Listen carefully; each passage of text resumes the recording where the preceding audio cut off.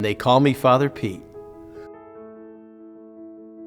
I grew up in North Hill, went to St. Anthony's School. And so I was baptized there, got my first communion there. I was there for 6 years, and it was good.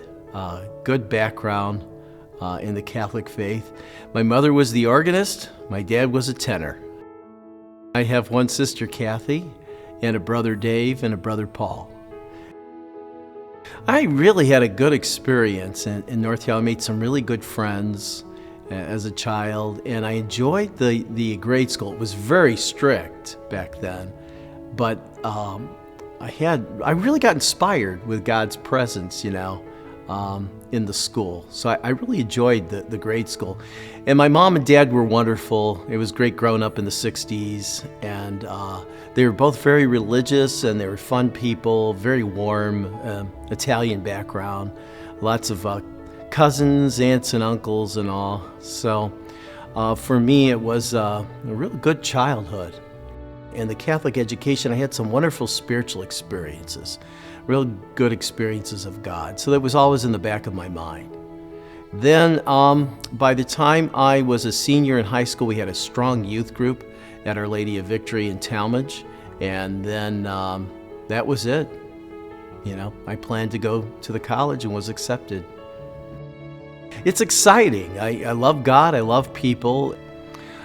The only thing that surprised me is just how welcoming and friendly the people are and willing to get involved and do things. My attitude is to think about what is God's will for us together.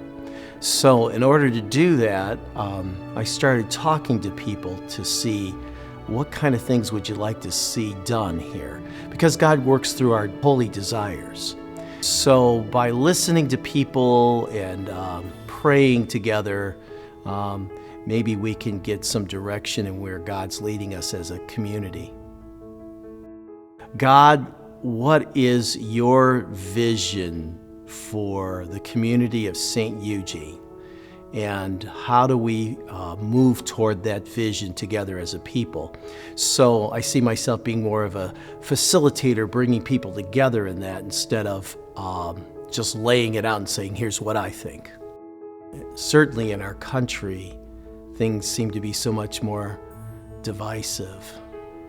And I see the role of the church being grounded in love and in truth.